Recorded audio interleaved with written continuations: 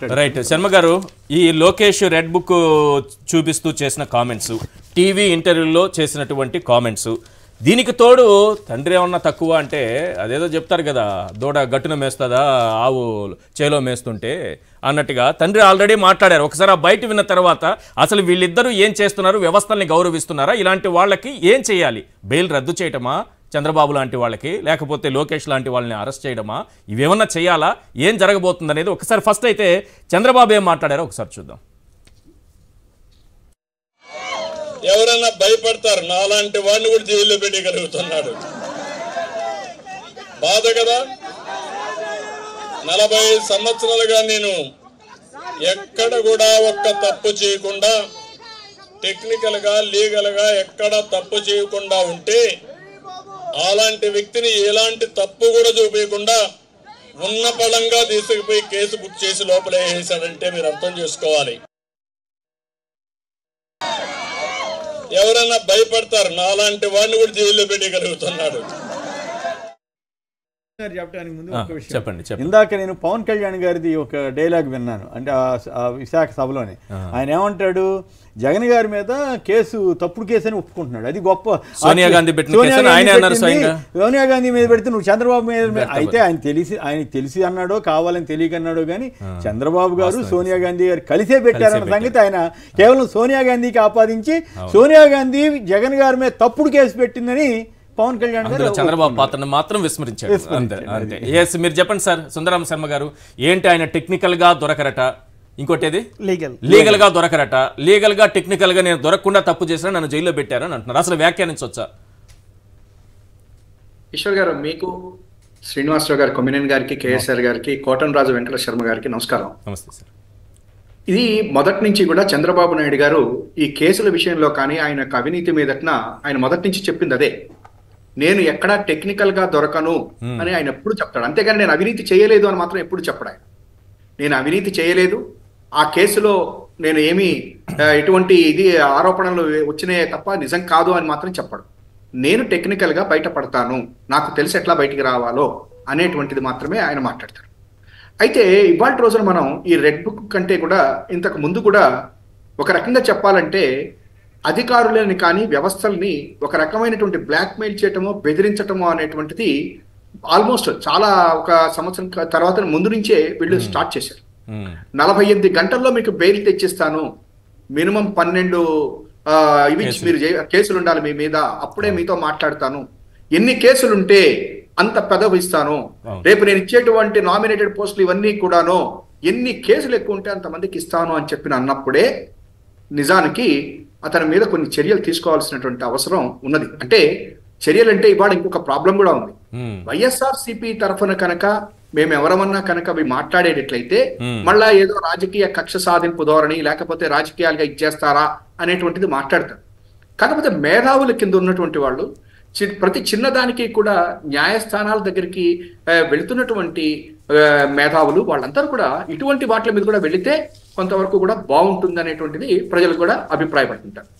ఇంకొక విషయం ఏంటంటే, ఇవాళ ఏసీబీ కేసులో ఎప్పుడైతే జ్యుడిషియల్ రిమాండ్ విధించి ఆయన జైలుకి పంపిస్తే ఆల్మోస్ట్ ప్రతిసారి కూడా మన లోకేష్ గారు ఏమంటారంటే, జ్యుడిషియల్ రిమాండ్ ఏ తప్పు చేయనటువంటి బాబు గారిని జ్యుడిషియల్ రిమాండ్ చేసి జైల్లో పెడతారా అంటాడు. అంటే ఆయన ఎవరిని అంటున్నట్టు? అట్లీస్ట్ ఆయనకి సంబంధించినటువంటి పెద్దలన్నా ఆయనకి చెప్పాలి, నువ్వు మాట్లాడుతున్నది తప్పురా నాయన, మీ నాన్నలాగా అన్న కొంచెం అటు ఇటుగా టెక్నికల్లో అవి మాట్లాడు అని చెప్పాలి. జ్యుడిషియల్ రిమాండ్ ఎవరు చేశారు? ప్రైమా ఫేసి కేసు ఉన్నది అని చెప్పారని ఆయనని న్యాయస్థానం ఆయన్ని జైలుకి పంపించింది, రిమాండ్ చేసింది. దానికి ఎవరిని తప్పు పడుతున్నావు నువ్వు, అది కూడా తేలినటువంటి మాలోకం. ఆ రకంగా కూడా మాట్లాడుతూ ఉంటాడు. ఇంకొకటి ఏంటంటే, ఏసీబీ ఆ యొక్క రిమాండ్ చేసినటువంటి జడ్జి గారి మీద మనం చూసాం, తెలుగుదేశానికి సంబంధించిన వాళ్ళు కానీ, ఆ పేపర్లు కానీ, మీడియా కానీ ఏ రకంగా వాళ్ళు రాశారు, ఏ రకంగా వాట్సాప్లోను సోషల్ మీడియాలో వాళ్ళు చేసినటువంటి ట్రోలింగ్ల మీదట చివరికి రాష్ట్రపతి గారు, ఎవరో న్యాయవాది రాసినటువంటి దానికి రాష్ట్రపతి గారు కూడా దానికి కలగజేసుకుని ఇక్కడ ఉన్నటువంటి చీఫ్ సెక్రటరీకి రాశారు. సరే, అది ఇప్పుడు న్యాయస్థానం దగ్గర దాకా వచ్చి.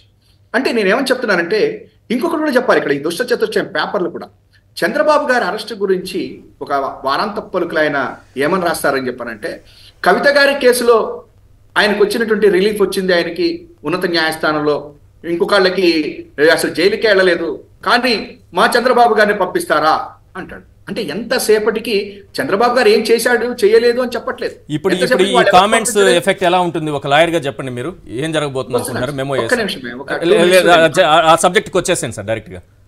ఓకే, ఉంటుంది. అయితే ఇక్కడ మీరు ఇవాళ జరిగినటువంటిది కూడా మనం గనక చూసినట్లయితే ఒకటి మాత్రం నిజం, ఇవాళ న్యాయస్థానంలో ఏసీబీ కోర్టులో అయితే మరి రేపు ఏం చేస్తారో అనేది చూద్దాం. కానీ సరే, ఇవాళ హైకోర్టులో అయితే ఎప్పుడైతే రేపు పొద్దున్న వాళ్ళు దానికి ఇది ఇస్తారో అప్పుడు డెఫినెట్ గా దాని మీద కొంత సీరియస్నెస్ మాత్రం డెఫినెట్ గా ఉంటుంది.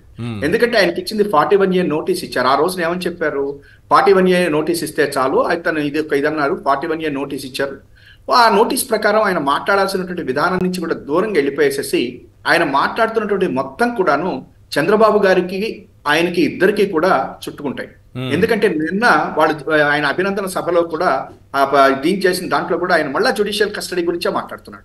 కాబట్టి డెఫినెట్ గా ఆయన మీద ఏముంటుంది అంటే ఇమీడియట్ గా ఇప్పుడు ఈ బెయిల్ మీద ఉన్నారు కదా, దాని మీద ప్రభావం చూపిస్తుందా? నెక్స్ట్ ఈ ముందస్తు బెయిల్ అడుగుతున్నారు ఐఆర్ఆర్ కేసులో, మిగతా కేసుల్లో, వీటి మీద కూడా ఎఫెక్ట్ ఉంటుంది అనుకుంటున్నారా? అంటే నా వరకైతే ఏమవుతుంది అనేటువంటిది మనం జడ్జిమెంట్ ఇవ్వలేం. కానీ మీరు శర్మ గారు మీకు ప్రశ్న వేయచ్చా? శర్మ గారు మీకు ప్రశ్న లేకపోతే బాగోదు మాకు. అట్లా కాదు, నాకు వచ్చిన డౌట్ ఏంటంటే చంద్రబాబు గారికి అనారోగ్యం చాలా తీవ్రంగా ఉంది. ఇప్పుడు ఇందాక చెప్పారు కదా మీరు, గుండెకి సంబంధించి చాలా ప్రమాదకరమైనటువంటిది ఉంది అని చెప్పారు అన్నారు కదా. దానికి సంబంధించి మెడికల్ సర్టిఫికేట్ ఇచ్చారు కదా. ఇచ్చిన తర్వాత ఆయన యథేచ్ఛగా శుభ్రంగా అన్ని చోట్ల తిరుగుతున్నాడు. ఎక్కడ మరి వెనకాల అంబులెన్స్ ఉందో లేదో తెలీదు, ఆ స్టేజ్ వెనకాల ఏమైనా అంబులెన్స్ పెట్టారో లేదో తెలీదు. అంత మామూలుగా ఇది మా యాంకర్స్ సినిమా ఫంక్షన్స్ లో యాంకర్స్ మాదిరిగా అయ్యో తగిలించుకుని, నాకు అదే గుర్తుకొచ్చింది, బ్రహ్మానందను అలీ వాళ్ళిద్దరు కలిసి నిజం చెప్పు అని అట్లా ఈయన మొత్తం వేదిక అంతా తిరుగుతా మాట్లాడేస్తున్నాడు. మరి అనారోగ్యం అయిపోయింది, జబ్బులు ఏమైపోయింది. మరి ఇటువంటి వాటిని సిఐడి వారు వాళ్ళ దృష్టికి కోర్టు తీసుకెళ్ళినా మరి జడ్జిలు పోన్లేని వదిలేస్తారా? ఏం నాకేం అర్థం కాల. అది దాని మీద మీ కామెంట్ ఏమిటి? అట్లా శర్మ గారు చాలా మీరైతే మంచి క్వశ్చన్ వేసినారు. ఇందాక నేను కొంచెం మధ్యలో, మాకు ఇవాళ మీలాంటి వాళ్ళ యొక్క పార్టీకి అవసరం, అంటే మా పార్టీకి అవసరం వచ్చింది. ఎందుకంటే మీరు ఇండిపెండెంట్ పర్సన్ కాబట్టి. అసలు చంద్రబాబు గారు ఈ రకంగా తిరుగుతున్నాడు, ఆయనకు అంబులెన్స్ వెనకాల కావాలి అని మీలాంటి వాడు ముందుకు వచ్చి ఒక బిల్ ఫైల్ చేస్తే బ్రహ్మాండంగా ఉంటుంది. అట్లా కాదు, ఎందుకంటే మీరు న్యాయవాదిగా సార్, మీరు వేయచ్చు కదా. ఇప్పుడు నేను పంపిస్తాను, ఆ డాక్టర్ ఏమి ఇచ్చారు సర్టిఫికేట్ ఆయనకి అనేది, ఇన్ని జబ్బులు ఉన్నాయని అంటే నా మొబైల్ ఎప్పుడు ఉంటుంది, అవసరమైనప్పుడు తీసి తప్పుడు సర్టిఫికేట్ ఇచ్చాడా లేదా అన్నది కనీసం గౌరవ కోర్టు వారు చూడాలి కదా అన్నది మా బోటి వాళ్ళ ఫీలింగ్. అది దానికంటే ముందు ఇంకో పాయింట్ ఉంది. సో ఇక్కడ చంద్రబాబుకి హెల్త్ కండిషన్ బాగలేదు, చాలా రకాల జబ్బులు ఉన్నాయి, కార్డియోమయోపతి అంట, ఇంకోటంట, వాటి పేర్లు కూడా మనం ఎప్పుడు వినున్నాం. అలాంటివన్నీ రాసుకుంటూ వచ్చి ఈయనకి బెయిల్ కావాలని దాన్ని తీసుకెళ్లి ఇచ్చారు. బానే ఉంది. మరి ఇదే సిఐడి కూడా కొన్ని ఆధారాలు చూపెట్టింది కదా, కోర్టుకు చూపెట్టింది. సో ఇక్కడ డాక్టర్ ఇచ్చినటువంటి సర్టిఫికేట్కు ఉన్న విలువ సిఐడి ఇచ్చినటువంటి ఆధారాలకు లేకుండా పోయిందేమో అని నాకు అనిపిస్తోంది. సిఐడి చాలా ఆధారాలు బయట పెట్టింది, అది కూడా ఒక ప్రైవేట్ డాక్టర్ ఇచ్చిన ప్రైవేట్ డాక్టర్ కి ఉన్న విలువ సిఐడికి లేకుండా పోయింది. నేను ఎవరిని తప్పు పట్టట్లే, ఒక సిఐడి సేకరించిన ఆధారాలు ఎందుకు పనికి రాకుండా పోయాయి అక్కడ. ఈ డాక్టర్, ఒక ప్రైవేట్ డాక్టర్ ఇచ్చినటువంటి సర్టిఫికేట్ మాత్రం చాలా చక్కగా పనిచేసింది. ఇప్పుడు ఇటువంటివన్నీ కూడా న్యాయస్థానం దృష్టికి తీసుకెళ్లాల్సినటువంటి అవసరం ఉంటుంది. అందుకనే నేనేమంటున్నాను, ఇప్పుడు రఘురామకృష్ణరాజు గారు లాంటి వాళ్ళు పొద్దున్న సాయంకాలం లేనివి పోనివి అన్నింటినీ కూడా పచ్చపత్రికల్లో రఘురామకృష్ణరాజు గారు వెళ్తున్నట్టుగా మా కూడా ఇవాళ కొంతమంది మేమేమంటున్నాంటే మా పార్టీ తరఫుననో లేకపోతే ఇది కాదు, కానీ కొంతమంది ఎవరైతే నిజంగానే కేఎస్ఆర్ గారు అన్నటువంటి ఆలోచన ఉన్నటువంటి వాళ్ళు నాకు చాలా మంది తెలిసిన వాళ్ళు ఉన్నారు. వాళ్ళందరూ కూడా అప్పుడప్పుడు అడుగుతుంటారు, ఇవన్నీ కూడా అడుగుతుంటారు. కాకపోతే ఇందాక మీరు అన్నట్టుగానే మా వద్ద కాదులేండి శర్మ గారు, వాళ్ళతో పెట్టుకోలేంలేండి అంటుంటారు. నేనేమంటున్నానంటే ఇవాళ నిజంగా చెప్పాలంటే ఇక వీళ్ళ మీద కనుక ఈ రకమైనటువంటి కోర్టు దృష్టికి కనుక మేధావులుగా ఉన్నటువంటి వాళ్ళు తీసుకునెళ్ళకపోయేటైతే వీళ్ళు ఈ రకంగానే ఉంటారు. మీకు ఇంకోటి కూడా చెప్తున్నా, ఇప్పుడు దీని మీద ఆల్రెడీ అంటే ఇప్పుడు మరి ఛానల్ పేర్లు చెప్పచ్చో లేదో తెలియదు, కానీ ఇది రాజకీయ కక్ష, ఇందులో ఏముంది, చంద్రబాబు గారిని ఇబ్బంది పెట్టడం కోసం, లోకేష్ ని ఇబ్బంది పెట్టడం కోసమే మెమో ఫైల్ అయింది, ఇవన్నీ కూడా ఆల్రెడీ స్టార్ట్ అయిపోయినాయి, డిబేట్లు జరుగుతున్నాయి, డిబేట్లు స్టార్ట్ అయిపోయినాయి అప్పుడే. అంటే వాళ్ళు ఇటువంటివన్నీ కూడాను ముందంజలో ఉంటున్నారు. కాబట్టి ఇవాళ నేనేమంటున్నానంటే, అంటే ఇప్పుడు మన కేసీఆర్ గారిని చెప్పట్లేదు అని కాదు, అంటే అట్లా వెళ్లాల్సినటువంటి అవసరం ఉంది. ఎందుకంటే నిజం ఇది. మనం ఆ రోజున మన డిస్కషన్స్ లోనే కేసీఆర్ గారు మనం ఉన్నప్పుడే ఆయనకి అంబులెన్స్ అవసరము, వెనకాల ఒక డాక్టర్ ఉండాలి, ఆయన పబ్లిక్ లోకి వెళ్తే కావాలి అని. ఇంకొకటి కార్డియోమయోపతి గురించి చెప్పాం, ఎనీ టైం ఏదైనా జరగచ్చు అంత అని చెప్పాను. అంత అరుపులు కేకలు నిజంగా పెట్టకూడదు, పెట్టలేడని కూడా అనుకున్నాం, కానీ పెడుతున్నారు. అంతటి 1600 ఇది కూడా ఆయనకి బ్రహ్మాండంగా ఉందట. మరి అట్లా ఉంటాడు ఎట్లా? ఇవన్నీ కూడా advanced cardiac life support system ఎప్పుడు ఉండాలట, ఎప్పుడు ఉండాలి. ACLS దాని పేరు. అది లేకపోతే మనిషి బ్రతకలేడట. అధికారం అనే పేరు దాన్ని ఆపరేట్ చేయడానికి ట్రైన్డ్ టెక్నీషియన్ 24/7 ఉండాలట. రాశారు క్లియర్ గా. అధికాధీశ్వర్ గారు దాని బదులు కనిపిస్తుంది చూడండి స్క్రీన్ మీద, అప్పుడే వేసేసారు క్లియర్. ఇది పరిస్థితి. ఎల్లవేళలా ఇతనికి అధికారం ఉండాలనే పదం రాసుంటే బాగుండే. డాక్టర్ ఇది కూడా అది రాసుంటే సరిపోయేది. అధికారంలో ఉంటేనే ఆరోగ్యంగా ఉంటారు, డాక్టర్ రాసుంటే బాగుండేది. రాస్తే సరిపోయేది. చంద్రబాబు బ్రతుకున్నంత కాలం అధికారంలో ఉంటేనే ఆరోగ్యంగా ఉంటారు అని రాయాలి. Life long. అంటే ఇప్పుడు ఆయనకు అధికారం కూడా కాదు ఈశ్వర్ గారు, అట్లీస్ట్ జైలుకి వెళ్లకుండా ఉండాలి అంటే, జైలుకి వెళ్లకుండా ఉంటే చాలా, ఆయన ఇట్లా రోడ్డు మీద తిరుగుతూ ఇలా మీటింగ్లు పెట్టుకుంటానికి అవకాశం ఇవ్వాలి అంతే. ఆయనకి అధికారం ఎటు రాదని ఆయనకి తెలుసు. ఒక పాయింట్ చెప్పాలి. ఇక్కడ ఆర్మూర్ లో అట్లాగే నిజామాబాద్ లో ఎమ్మెల్యేల మీద కేసులు పెట్టి కోట్ల రూపాయల బకాయిలు ఉన్నారని కేసులు పెడితేనేమో ప్రభుత్వం స్పందించింది, దరదలాడిస్తుంది.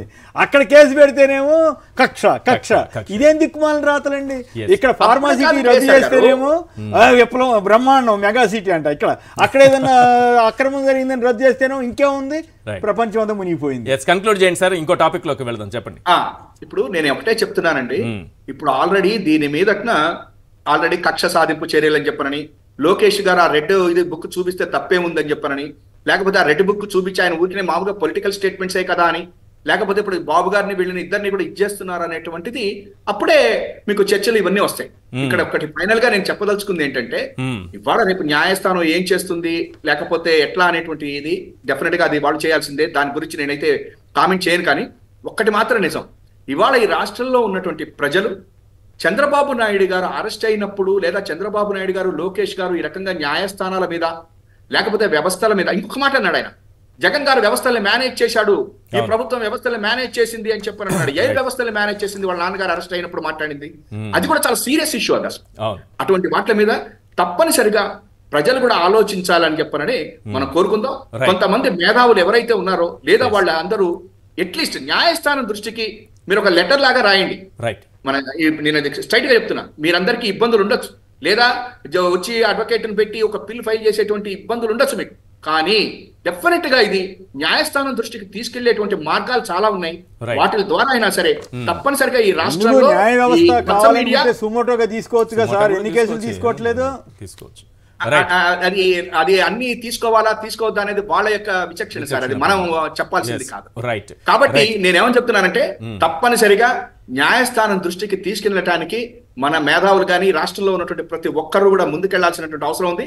లేకపోతే ఈ పచ్చ పత్రికలు, ఈ పచ్చ మీడియా ఇట్లా వాళ్ళు చేసేటువంటి ప్రతి దాని మీద కూడా డిబేట్లు పెట్టుకుని ప్రజల్ని మిస్లీడ్ చేయటమే కాకుండా ఇటువంటి వాటికి వచ్చేసరి రాజకీయ కక్ష అనేటువంటిది ముందుకెళ్తుంది. కాబట్టి దీని మీద తప్పనిసరిగా ముందుకెళ్లాల్సిందిగా నేను వాళ్ళకి విజ్ఞప్తి చేస్తా. ఇవాళ న్యాయస్థానం ఊరుకోదు. ఒక 2-3 రోజు సార్లు కొంతమందికి లేట్ అవ్వచ్చేమో, కానీ చెప్పాను, అప్పుడే చెప్పాను, చంద్రబాబు అరెస్ట్ అవుతాడు, ఒక 4 రోజులు లేట్ అవ్వచ్చేమో అని.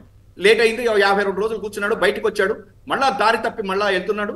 డెఫినెట్ గా ఒక 2-3 రోజులు లేట్ అవ్వచ్చేమో, కానీ చంద్రబాబు మాత్రం అవినీతి కేసుల నుంచి తప్పించుకోలేడు. Right sir.